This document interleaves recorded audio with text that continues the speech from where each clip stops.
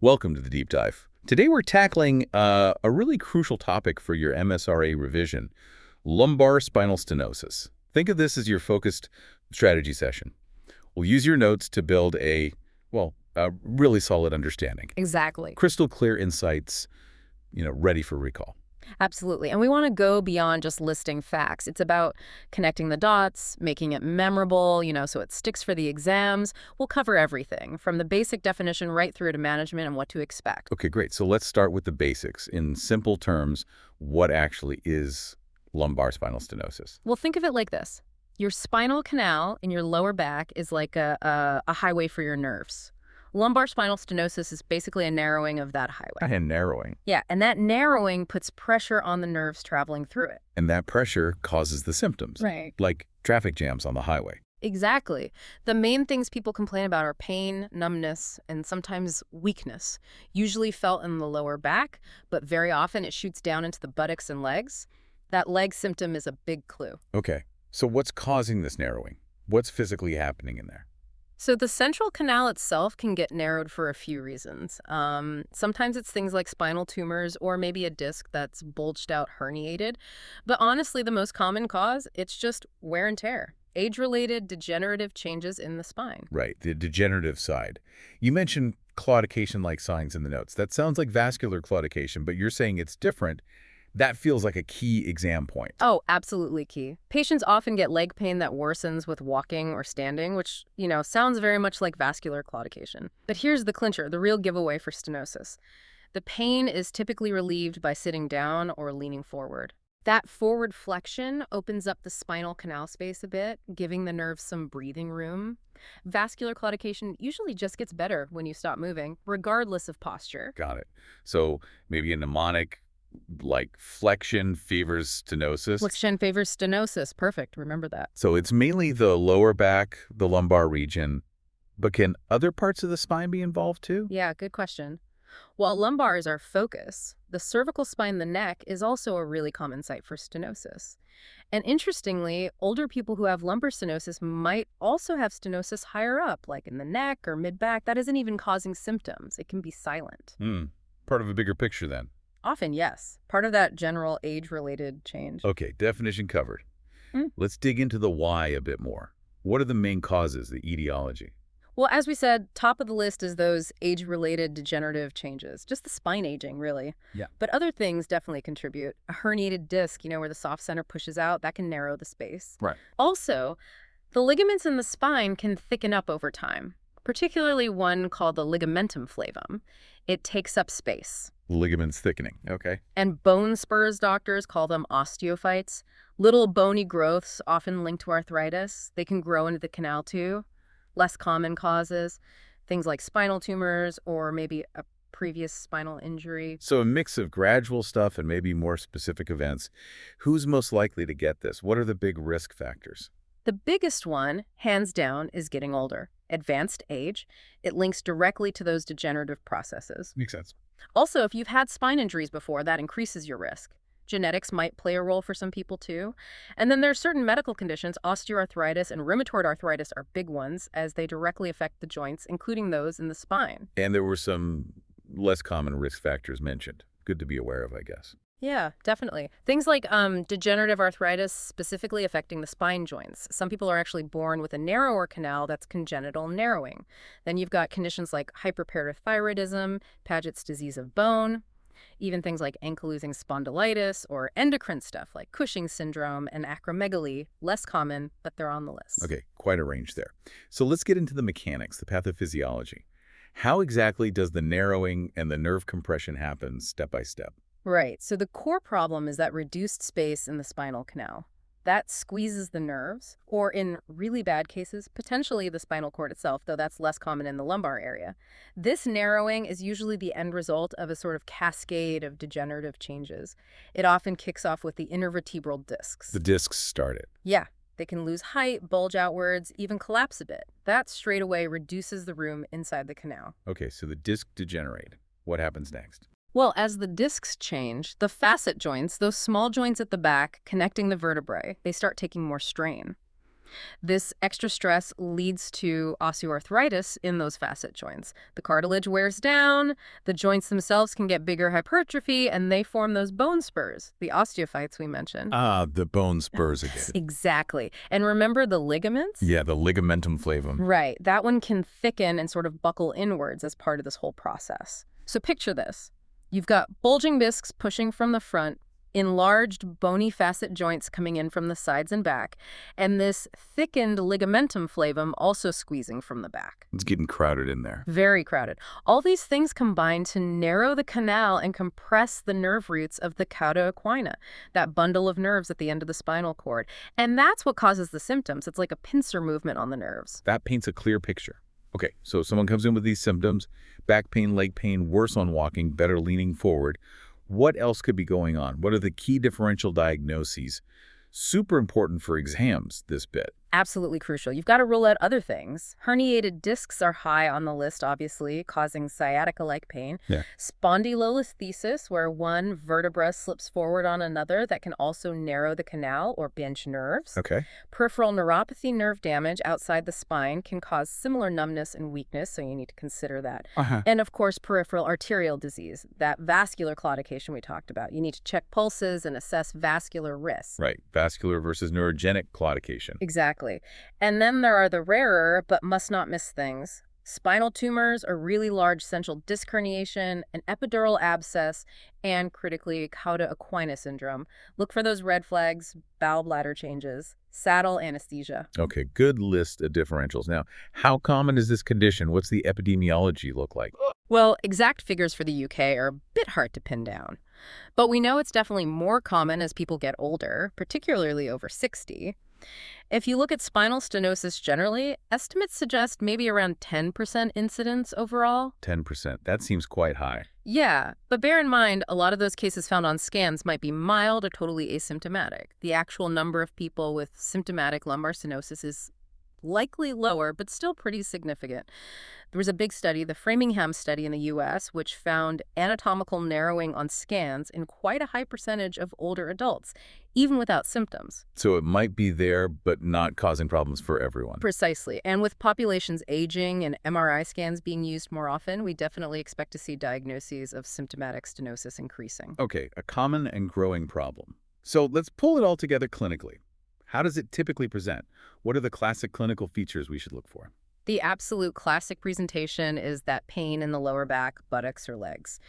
But the killer clue, as we keep saying, is the positional nature. The leaning forward thing. Exactly. Pain gets worse with walking or standing for ages, basically anything that extends the lumbar spine. And it gets better with sitting, leaning forward like on a shopping trolley, that's a classic sign, or lying down. Shopping trolley sign, okay. Patients might also report numbness, tingling, weakness in the legs, and sometimes balance problems or difficulty walking. The specifics depend on exactly where and how bad the narrowing is. You mentioned a specific syndrome. Yes, the key syndrome is that buttock or lower limb pain. It might come with back pain, or sometimes the leg pain is the main thing. Remember the triggers: standing, walking, lumbar extension. And the relievers: forward bending, sitting, lying flat. Often it's a gradual thing. The leg pain, maybe numbness or weakness, creeps in after walking a certain distance. It can be one leg or both. And about half of patients also get that bilateral back pain, often felt over the buttocks. Okay. And let's just nail down that neurogenic intermittent claudication again. Yeah. How does the patient describe it? Right, neurogenic claudication. They'll talk about their legs feeling fatigued, weak, numb, or getting pins and needles when they walk. They often have to stop, sit down, or lean on something to get relief before they can carry on. Not just stop walking, but change posture. Exactly. The pain itself is often this burning or cramping feeling, usually in both legs, buttocks, thighs, calves, sometimes feet. And again, posture is everything. Worse leaning back, better leaning forward, sitting, or lying down. And here's that useful tip again. Cycling usually doesn't bring it on because you're leaning forward. That helps distinguish it from vascular claudication, where any exertion causes pain. That's a great clinical pearl. Anything else about relief? Some find putting their feet up while sitting helps, or just lying flat on their back. And what about the physical examination? What might we find? This is where it can be a bit tricky. Often, the standard neurological exam checking power, sensation, reflexes is actually normal when the patient is resting. Really? So the exam might be normal? Yes. quite often. The symptoms are typically brought on by activity or specific postures. However, it's absolutely vital to do a thorough vascular examination of the lower limbs, check pulses, capillary refill to rule out peripheral arterial disease causing vascular claudication. So history is a king here, really focusing on those positional symptoms. Okay, what about investigations? How do we actually confirm it? Imaging is key. You really need an MRI or a CT scan. These give you a direct look inside the spinal canal to see if it's narrowed, where it's narrowed, and by how much. MRI or CT is one better. MRI is generally preferred. It gives excellent detail of the soft tissues, the discs, nerves, ligaments without using radiation. Simple x-rays of the lumbar spine can be a useful starting point, though. They can show alignment, any instability like spondylolisthesis, and general degenerative changes like arthritis or loss of disc height. But they don't show the nerves or the canal narrowing directly. Okay, so X-ray first maybe, then MRI. That's a common approach. X-ray can give clues or spot other issues, but MRI is really the gold standard for visualizing the stenosis itself. Any other tests sometimes used? Occasionally, yes. Electromyography or EMG and nerve conduction studies might be done. These test how well the nerves are working. They can help assess the severity of nerve involvement, but they aren't always needed to make the diagnosis if the clinical picture and MRI fit. So, to sum up investigations, MRI is best for seeing the narrowing. X-ray is a decent initial look. CT myelography, where they inject dye, is an option if MRI can't be done, but it's more invasive. Right, got the diagnostic pathway. Let's talk treatment. What are the management options for lumbar spinal stenosis? Okay, management. The main goals are pretty straightforward.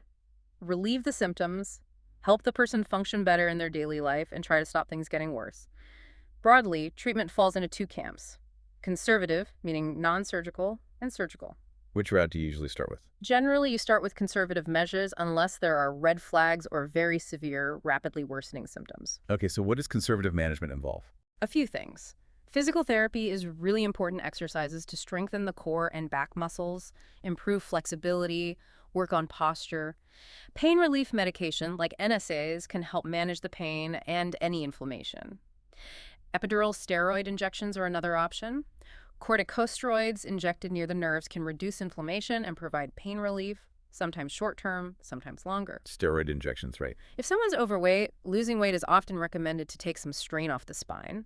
And for that nerve-type pain, the burning, tingling medications specifically for neuropathic pain might be tried, like amitriptyline, gabapentin, or pregabalin. Okay, a multi-pronged conservative approach.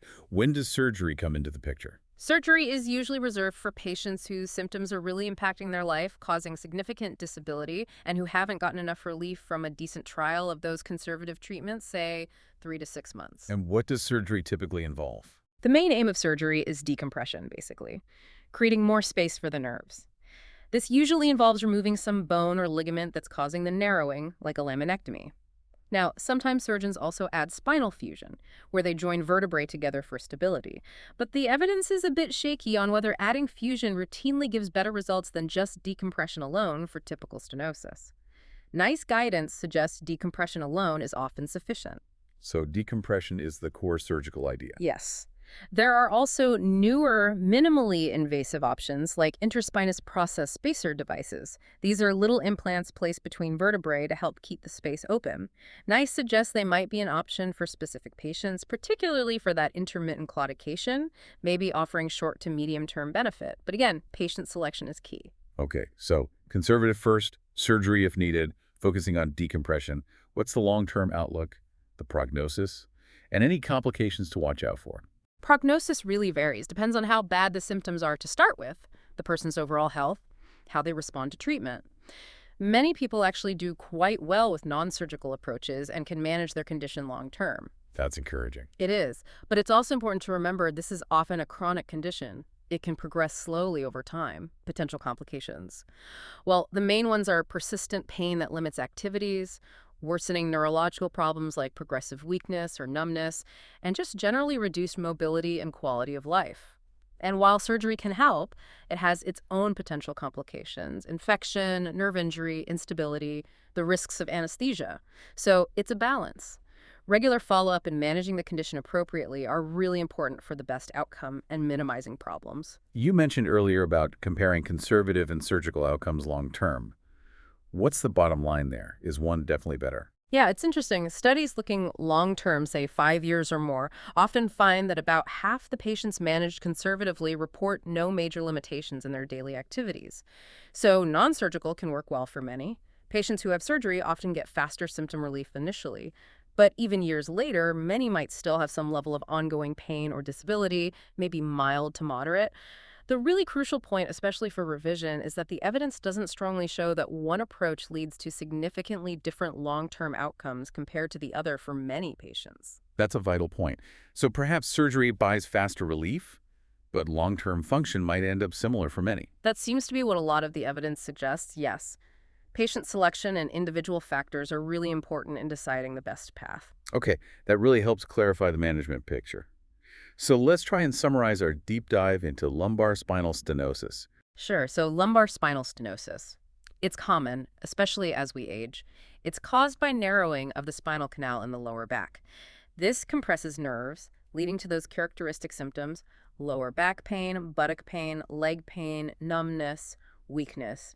Critically, the symptoms are often positional worse with standing or walking extension, better with sitting or leaning forward, flexion. Right. The flexion favors stenosis point. Exactly. Management aims to relieve symptoms and improve function. You start with conservative measures, physio, pain relief, maybe injections. Surgery, usually decompression, is an option if conservative treatment fails or symptoms are severe. And long-term outcomes can be good with either approach for many patients. That's right. So a key takeaway for your MSRA revision has to be understanding that nuanced clinical presentation, especially the positional relief, and really focusing on differentiating it from other causes of leg pain, particularly vascular claudication.